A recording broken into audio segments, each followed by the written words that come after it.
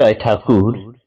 শ্রী শ্রী রামকৃষ্ণ পুঁথি দ্বিতীয় খণ্ডের অন্তর্গত তান্ত্রিক সাধনা থেকে আমরা পাঠ করছিলাম। আজ আমরা পাঠ করব পৃষ্ঠা সংখ্যা ৭৫। আজ এই পাঠের তান্ত্রিক সাধনা পাঠের তৃতীয় দিন।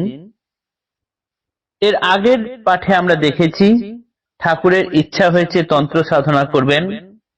একজন ব্রাহ্মণকে গুরু রূপে পেয়েছিলেন, কিন্তু মন্দিরে গিয়ে দীক্ষা দেওয়ার পর ঠাকুরের মধ্যে হঠাৎ এমন ভাব জেগে বসে যে তিনি শিবের উপরে গিয়ে কালীর মতো দাঁড়িয়ে পড়েন এবং সেইখানে হুঙ্কার দিতে থাকেন। সেই দেখে সেই ব্রাহ্মণ বাপরে বাপ বলে ভয়ে পালিয়ে যান। তারপর ঠাকুরের আচরণ দেখে উপস্থিত সকলে সেখানে এবং ঠাকুরের নিজের যে আত্মীয় স্বজনগণ তারাও ভাবলেন যে এর বোধহয় মাথার রোগ হয়েছে, পাগলামো। এই পাগলামো সারতে পারে যদি কোনো নারী সংগঠন বা কোনো যুবতীকে যদি ঠাকুরের কাছে এগিয়ে দেওয়া যায়। সেই মতো হৃদয়েরও এই যুক্তিটি ভালো লাগলো। সে এক সুন্দরী যুবতীকে ঠাকুরের দিকে একদিন এগিয়ে দিলেন। ঠাকুর দেখে তাকে সাপ দেখার মতো চমকে উঠলেন। আর সেই সুন্দরীর কি হলো, যে তার রূপের মায়ায় ভোলাতে এসেছিলেন ঠাকুরকে দেখা মাত্র তার ভেতরে বাৎসল্য ভাব জেগে ওঠে এবং তিনি ঠাকুরকে কোথায় অন্যভাবে নিয়ে যাবেন তার বদলে তিনি নিজের কাজে লজ্জিত হয়ে দিব্য ভাবে উচ্ছ্বসিত হয়ে ঠাকুরকে দেখে বাৎসল্য ভাব তার হৃদয়ে জেগে তিনি চোখের জলে ভাসতে থাকেন। ঠাকুরকে দেখে এমন চোখের জলে ভাসা মানুষ কজন আছেন? তাই পুথিকার বলছেন যে ঠাকুরের জন্য যিনি চোখের জলে ভাসেন এমন মানুষের পায়ে আমার কোটি কোটি নমস্কার। এই অবধি আমরা এর আগের দিন পাঠ করেছিলাম। আজ দেখব তন্ত্র সাধনায় সহায়তার জন্য ঠাকুরের এরপরে কি ঘটে। তন্ত্র মতে ক্রিয়াকাণ্ড সাধন ভজনা পরিবারে শ্রীপ্রভুর একান্ত বাসনা। রঙ্গ দেখি ভঙ্গ দিল দীক্ষা গুরু তার, কে করে এখনো তন্ত্র সাধন জোগাড়। তান্ত্রিক সাধক যত ছিল যে যেখানে, জুটে সবে এ সময়ে প্রভু সন্নিধানে। দেখাইয়া দেন প্রভু তে সবারে পথ, অনতি বিলম্বে যাহে পুরে মনোরথ। সাধনা জোগাড় শ্রীপ্রভুর সোজা নয়, যে কোনো মানুষ হতে কখনো না হয়। জোগাড়ে সাহায্য হেতু অদ্ভুত কাহিনী, আসিয়া জুটিল এক অদ্ভুত ব্রাহ্মণী। এই যে তান্ত্রিক ব্রাহ্মণীর ঠাকুরের জীবনে আসা, তিনি এতক্ষণে ঠাকুরের জীবনে এলেন। কিরকম অদ্ভুত ভাবে এলেন সেইটাই এখন আমরা দেখব। একদিন দেখিলেন প্রভু লক্ষ্য করি, সুরধুনী কুলে বসিয়াছে এক নারী।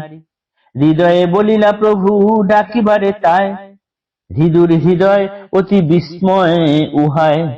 আকাশ পাতালে হৃদু ভাবে অনিবার, কামিনী নরক কৃমি জ্ঞান যাহার। কেন তিনি অকস্মাৎ ডাকেন কামিনী, যেমন মানুষ বুদ্ধি সন্দেহ অমনি। ভাবিয়া চিন্তিয়া হৃদু গিয়া সন্নিধানে, কুলে উপবিষ্টা নারী ডাক দিয়া আনে।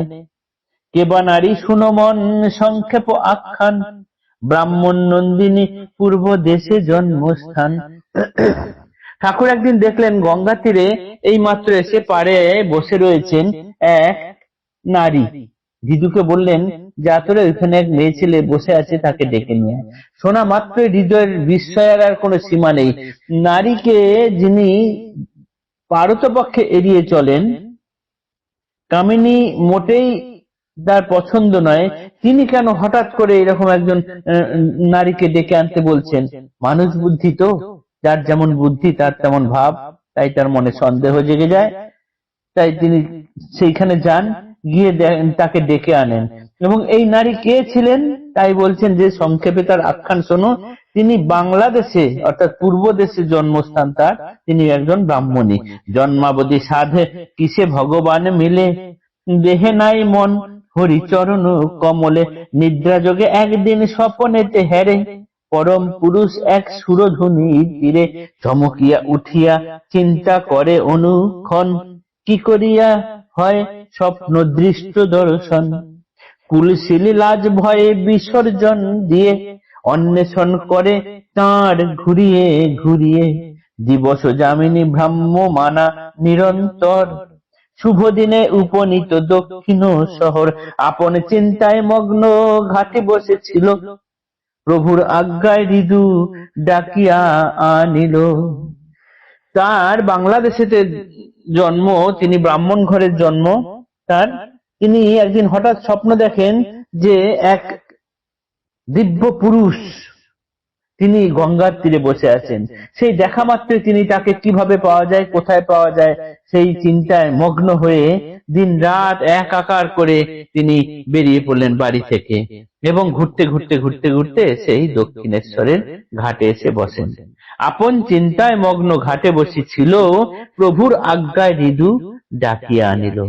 এই হৃদয়ের কাছে হয়ে তিনি ঠাকুরের কাছে এলেন। ঠাকুরের কাছে ব্রাহ্মণী এলেন। আজকের পাঠ এতটুকুই রইল।